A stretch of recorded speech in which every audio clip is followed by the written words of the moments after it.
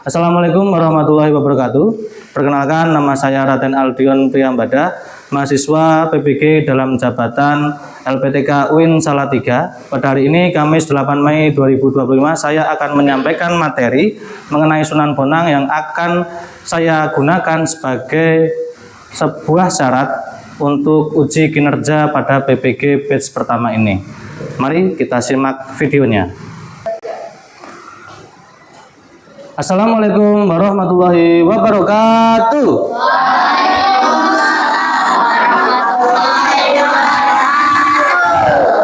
Selamat pagi anak-anakku.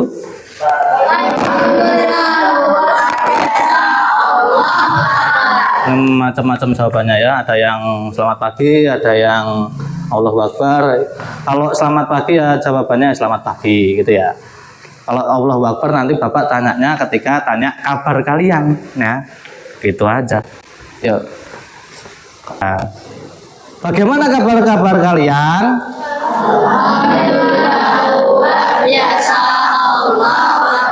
Nah, itu baru pas benar. Yuk, sebelum mulai pembelajaran pada hari ini, kita terlebih dahulu berdoa.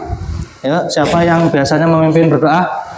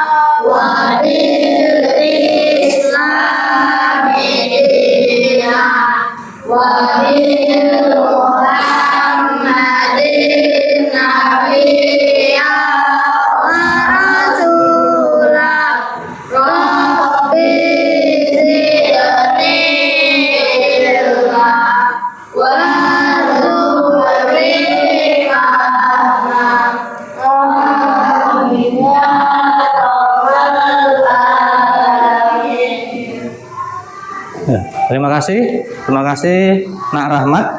Ya, pada pembelajaran kali ini kita kemarin sebenarnya sudah belajar juga. Yakni kalau kelas 6 ini materinya hampir sama semua. Materinya tentang apa? Sunan ya. Yang kemarin kita sebelum pada hari ini kita akan mempelajari tentang Sunan Bonang. Yang kemarin sebelum Sunan Bonang kita mempelajari apa? Sunan siapa? Sebelum Sunan Bonang? Sunan? Nah, apa Dino? Ampel. Sunan? Ampel. Pinter Dino, luar biasa Dino ini, pinter loh. Luar biasa Dino ini. Kelas 6 tambah pinter ya Dino ini. Ya sudah, harus diikuti Dino ini karena pinter dia. Ya, Sunan Ampel. Nah, setiap sunan pada dasarnya memiliki metodenya masing-masing dalam caranya berdakwah. Ya, Wali Songo itu kita kemarin sudah belajar mengenai Sunan Gresik, kita sudah belajar mengenai Sunan Ampel. Itu setiap sunan memiliki metodenya masing-masing. Kalau Sunan Gresik kemarin metodenya dakwahnya tentang apa? Tentang berdagang dengan harga yang murah. Kalau Sunan Ampel kemarin metode dakwahnya tentang apa? Terkait apa? Terkait pondok pesantren. Terkait pondok pesantren berarti berhubungan erat dengan pendidikan. Dia membuat pondok pesantren, di mana di pondok pesantren itu nanti ada beberapa sunan yang mondok juga di pondoknya Sunan Ampel. Jadi yang pertama kemarin Sunan Gresik tentang bagaimana dagang dengan harga yang murah, kemudian mencari simpati di hadapan masyarakat. Yang kedua, Sunan Ampel kemarin mendirikan pondok pesantren agar orang-orang di masyarakat sekitar itu bisa memiliki pendidikan yang mumpuni terkait agama Islam. Nah, pada pertemuan kali ini kita akan mempelajari salah satu muridnya Sunan Ampel, yakni Sunan Bonang. Nah, pada pembelajaran kali ini kita akan melihat tujuan pembelajaran terlebih dahulu, yakni tentang materi Sunan Bonang itu adalah tujuan pembelajarannya menganalisis biografi Sunan Bonang dan perannya dalam mengembangkan Islam di Indonesia. Ya, kita lihat sedikit cuplikan mengenai Sunan Bonang. Nih, ini adalah peta persebaran bagaimana sunan-sunan itu berdakwah di Pulau Jawa. Yang pertama ini adalah Sunan Kalijaga, ini dakwahnya di daerah sini, ya. Kemudian Sunan Gresik di Gresik, Sunan Bonang ini di Tuban nanti ya, dan lain sebagainya, Sunan Derajat, Sunan Muria, Sunan Kudus di Kudus ya. Sunan Gunung Jati yang agak jauh dari dia berada di daerah Jawa Barat dalam menyampaikan atau mendakwahkan agama Islam. Yang kedua, ini kalian teringat sesuatu enggak? Ini tepi gambar apa itu? Ada yang tahu? Sungai. Sungai. Nah, di tepian sungai ini namanya Sungai Brantas Karang. Sungai Brantas Karang. Apa hubungannya dengan Sunan Ampel? Nanti akan kita bahas. Nah, ini adalah salah satu masjid. Masjid pilihnya siapa? Sunan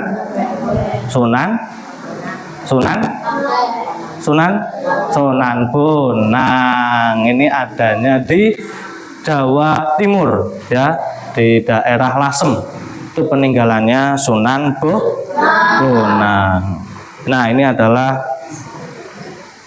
sedikit cuplikan mengenai gambarnya Sunan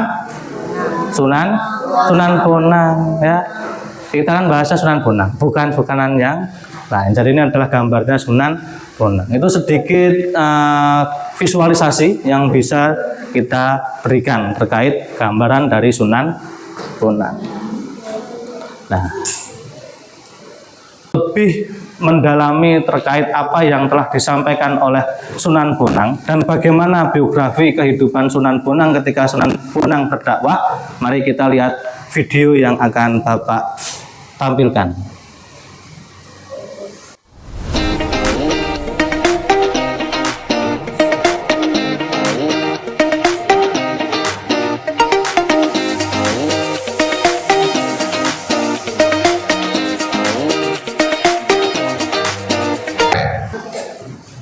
Ya, begitulah tadi sekelumit tentang biografi Sunan Bonang ya, bagaimana kemudian Sunan Bonang itu kemudian berdakwah dengan strategi dakwah yang beliau gunakan tadi mengenai adanya unsur-unsur kebudayaan yang disukai oleh masyarakat. Karena kalian harus tahu, pada waktu itu di Jawa, di tempat di mana Sunan Bonang mendakwahkan agama Islam, banyak sekali orang yang masih menganut agama Hindu, Buddha ya. Jadi Sunan Bonang itu mendakwahkan agama Islam kepada masyarakat yang pada waktu itu masih mayoritas agamanya adalah Hindu, Buddha. Maka dari itu Sunan Bonang memiliki strategi dakwahnya, yakni dengan cara menggunakan seni dan kebudayaan sebagai sarana untuk menyampaikan ajaran-ajaran Islam ya, seperti itu. Ada yang ingin ditanyakan? Ya, Alif. Kenapa Ki Buto Cojudan dan Nyai Plentsing memusuhi Sunan Bonang? Coba, saya lagi yang dekat apa nih? Pak, kenapa Ki Buto Cojudan dan Nyai Plentsing memusuhi Sunan Bonang?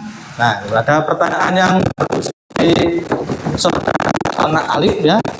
Jadi kenapa Pak Ki Buto Cojudan atau Nyai Plentsing itu memusuhi Sunan Bonang ya? Nah, Ki Buto Cojudan dan Nyai Plentsing tadi memusuhi Sunan Bonang dikarenakan memang karena Ki Buto Cojudan adalah seorang penganut aliran atau sekte dari apa namanya? Ada yang masih ingat? Apa? Sekte apa? Sektenya namanya tadi adalah Sekte Bhairawa Tantrayana. Sekte Bhairawa Tantrayana itu merupakan bagian dari aliran agama Hindu Buddha. Nah, Nyai Plentsing salah seorang penganut dari ajaran calon arang, yang dimana pada waktu itu kepercayaan itu adalah kepercayaan yang dianut oleh masyarakat setempat. Dan Islam mereka anggap sebagai agama yang tidak sesuai dengan apa yang telah diajarkan oleh nenek moyang mereka, sehingga terjadi sedikit gesekan pada waktu itu, ya. Sehingga pada waktu itu Sunan Bonang seperti yang kalian lihat di dalam video tadi juga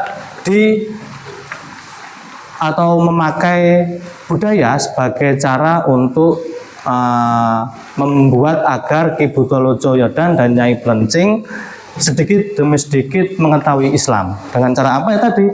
Dengan menggunakan tembang, dengan menggunakan wayang sebagai sarana untuk media dakwahnya, dan sedikit demi sedikit akhirnya mereka mengetahui tentang kebenaran agama Islam. Dan pada akhirnya nanti Ki Buto Lojo Yodan dan Nyai Plencing pun akhirnya juga masuk Islam, seperti itu ya.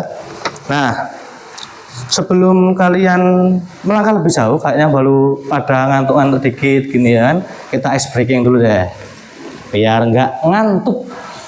Kita semuanya naik, semuanya berdiri yuk, biar nggak ngantuk yuk.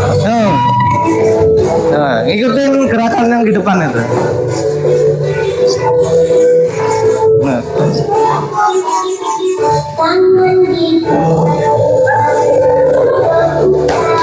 Begini ya.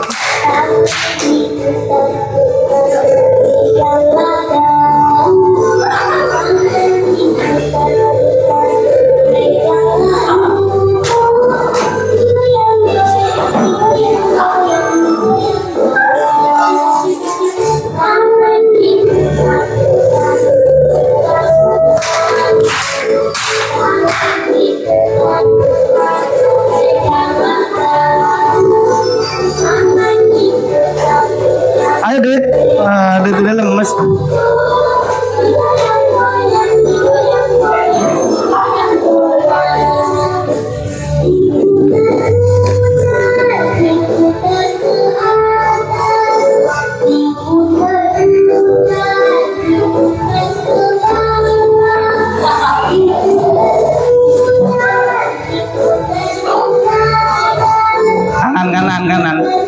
Kanan.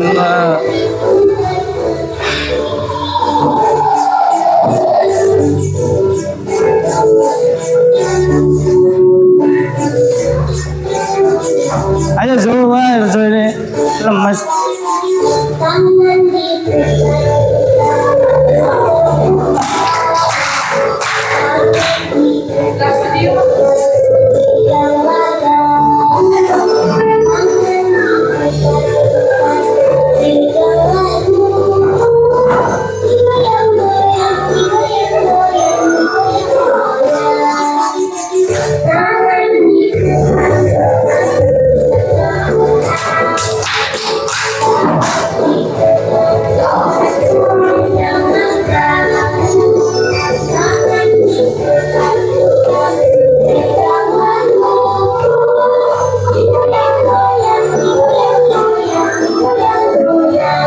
Ya, setelah ice breaking, bagaimana perasaan kalian? Senang, capek. Ada yang lain? Oh, ada, senang, capek. Ya, ada. Sekarang habis kita ice breaking, kita akan membagi kelompok.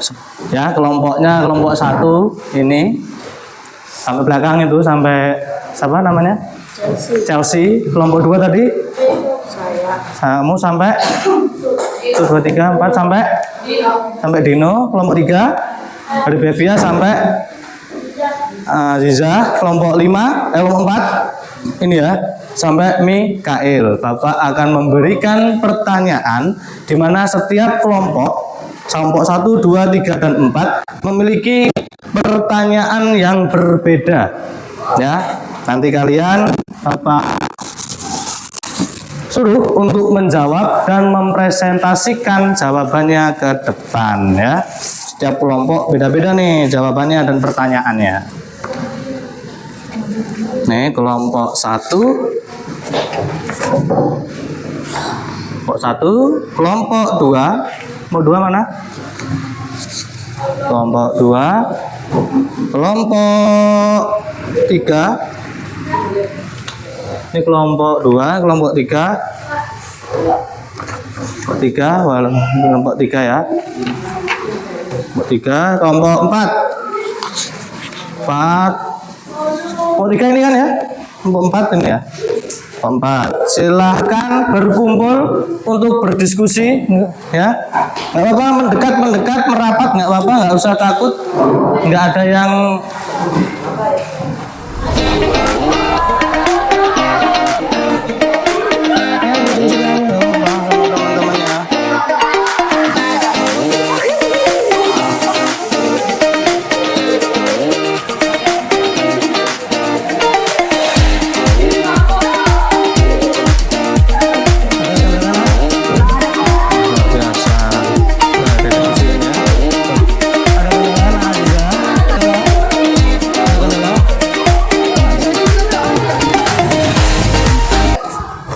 Nah, gimana? Sudah selesai diskusinya? Nah, baik. Yuk, kelompok 1 silakan maju ke depan.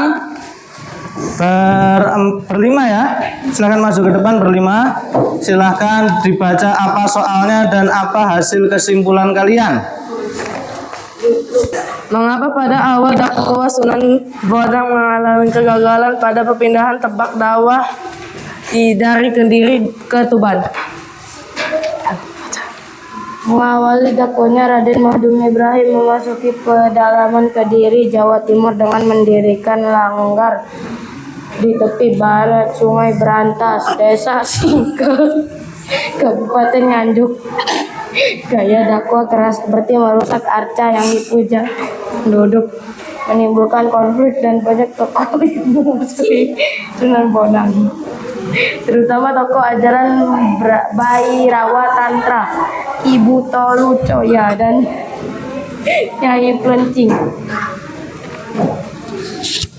Kegagalan dakwah Sunan Bonang di Kediri mengantarkannya pindah ke Demak atas panggilan Raja Demak, Raden Patah, yang mengangkatnya sebagai imam Masjid Demak. Namun tidak lama kemudian ia melepaskan jabatan sebagai imam, kemudian pindah ke Lasem dan mendirikan sebuah zawiyah, tempat khusus untuk beribadah, dan digunakan juga oleh pengawal tasawuf sebagai khalawat. Kemudian pada usia 30 tahun, Sunan Bonang dijadikan wali negara Tuban yang mengurusi berbagai hal yang menyangkut agama Islam. Kemampuan Sunan Bonang sebagai dalang pertunjukan wayang memberikannya kesempatan menyisipkan dakwah Islam melalui seni yang digemari penduduk pada zamannya. Ia mencoba menyempurnakan susunan musik gamelan dan menambahkan irama-irama lagu. Pada gilirannya Sunan Bonang berubah gaya dakwahnya yang awalnya keras menjadi lebih lembut dengan mengandalkan kegemaran masyarakat Jawa. Pada waktu itu yang gemar akan tradisi dan kebudayaan sebagai media dakwah yang efektif untuk menyampaikan ajaran dan dakwah Islam. Ya, baik, itulah tadi dari hasil diskusi dari kelompok 1 yang pertanyaannya adalah mengenai dakwah Sunan Bonang yang akhirnya kenapa hingga bisa pindah dari awal tempat dakwahnya dari Kediri ke Tuban. Bagus, dari kelompok 1 tadi menganalisa bahwasanya dakwah gaya Sunan Bonang yang pada awalnya keras itu menimbulkan sedikit konflik di antara masyarakat di Kediri, sehingga pada gilirannya nanti Sunan Bonang mengubah gaya dakwahnya yang tadinya keras sehingga menjadi lebih lembut, sehingga hal itu menyebabkan Islam lambat laun diterima di daerah Jawa Timur, khususnya di daerah Kediri dan Tuban. Terima kasih, berikan aplaus kepada kelompok 1. Ya, selanjutnya kelompok 2 bisa maju ke depan. Selanjutnya kita lihat kelompok 2 mengenai apa pertanyaan dan jawaban mereka. Kita akan saksikan sesaat lagi. Assalamualaikum warahmatullahi wabarakatuh.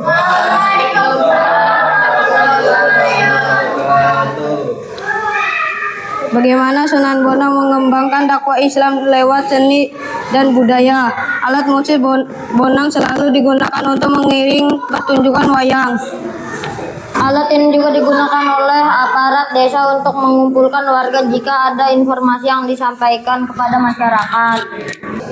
Kondisi masyarakat yang menyukai pertunjukan wayang dimanfaatkan Sunan Bonang untuk menarik simpati masyarakat memeluk Islam dengan memasukkan pesan-pesan dakwah Islam dalam pertunjukan. Keahlian dan kemampuan Sunan Bonang memahami sastra Jawa dan tampil sebagai dalang turut berperan melakukan penyempurnaan dalam pertunjukan SBB. Menyempurnakan susunan gamelan, menambahkan lagu-lagu, menambahkan ricikan seperti ricikan kuda, gajah, harimau, garuda, perang dan rampongan. Mengubah tembang-tembang Jawa dan membuat berbagai jenis gending, penemu alat musik Bonang.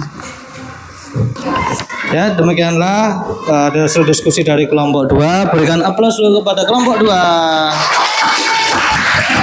Ya, silakan sekarang giliran kelompok 3 maju ke depan. Assalamualaikum warahmatullahi wabarakatuh. Masukkan nilai-nilai keislaman pada tradisi masyarakat Jawa. Masyarakat Jawa mengenal ritual Pancamakara dalam ajaran Tantrayana, yaitu sebuah upacara yang dilakukan dengan duduk mengelilingi makanan. Di tengah-tengah dengan seorang cakraswara, imam sebagai pemimpinnya membacakan mantra-mantra. Melihat tradisi yang dilakukan masyarakat, Sunan Bonang mengisi tradisi ini dengan upacara kenduri atau selamatan dengan doa-doa Islam. Sebutan Anyaklawati, pemimpin lingkaran cakra, diberikan kepada Sunan Bonang karena ikut meneruskan tradisi dan mengubah isinya bernilai ajaran Islam. Kita berikan aplaus dulu kepada kelompok 3. Ya, silakan duduk. Nah, kelompok 3. 2 dan kelompok 3 tadi ada pertanyaannya mengenai strategi dakwah, ya, strategi dakwah dari Sunan Bonang, di mana yang pertama kelompok 2 menyatakan bahwa strategi dakwah dari Sunan Bonang itu menggunakan gamelan dan juga penciptaan musik Bonang sebagai upaya dalam mendakwahkan Islam di daerah Jawa Timur, di tempat bagaimana Sunan Bonang berdakwah mengenai agama Islam. Yang kelompok 3 tadi adalah mengubah tradisi masyarakat, yakni Pancamakara, yakni makan bersama, itu diganti dengan tradisi kenduri. Ya, tetap makan-makannya ada, tapi makanan yang halal, dan diawali dan diakhiri dengan doa-doa tentang kebersamaan, tentang agama Islam, ya. Jadi tetap ada tradisi makan-makan Pancamakara, tapi ditambahi dengan doa-doa keislaman, dibacakan dengan doa-doa keislaman, yakni tradisi kenduri. Ya, terakhir adalah kelompok 4. Silakan maju kelompok 4 ke depan.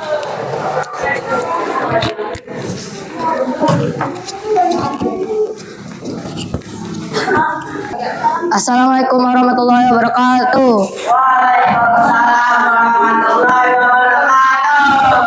Menyebarkan dakwah melalui karya sastra Sulukujil. Naskah Primbon adalah tulisan Sunan Bonang, memuat ajaran tasawuf yang mendalam.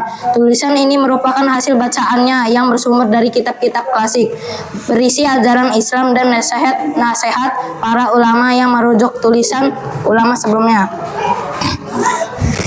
seperti kitab Ihya Ulum-Al-Din, karya Imam Al-Ghazali, kitab Takhlis Al-Minhaj karangan Imam Nawawi, dan kitab-kitab lainnya. Selain itu, Sunan Bonang juga menulis tentang pengetahuan tasawuf yang lebih mendalam, yaitu karyanya berjudul Sulukujil yang ditulis dalam sastra Jawa berbentuk tembang. Karya ini masih tersimpan di perpustakaan Universitas Leiden, Belanda.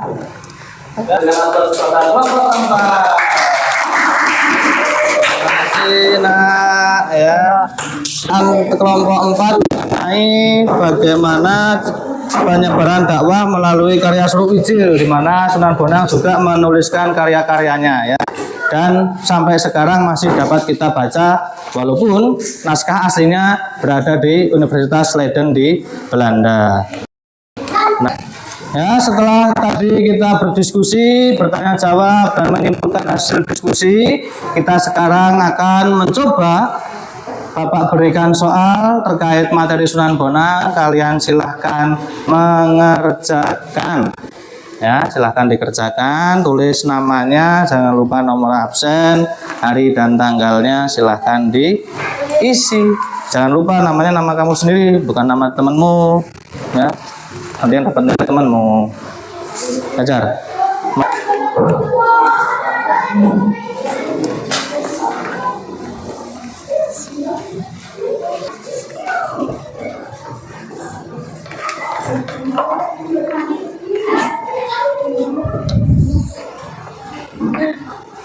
Pura-pura.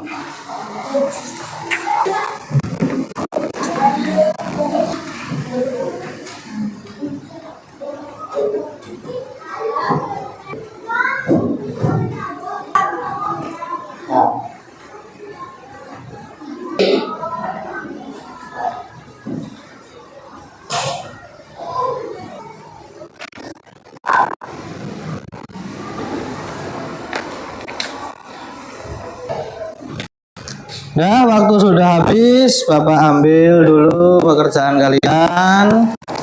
Ya, waktu sudah habis, Bapak ambil dulu pekerjaan kalian. Bapak ambil, gampang ngambilnya. Diserahkan ke paling depan. Nih, ini Bavia. Sini tak tahan nih. Nah, semuanya dit. Nah, waktunya sudah habis.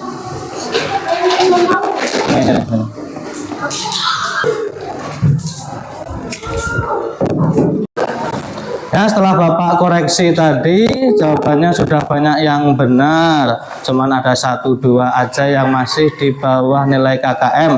Besok akan Bapak berikan pengayaan. Ya, untuk bisa nilainya sesuai dengan KKM.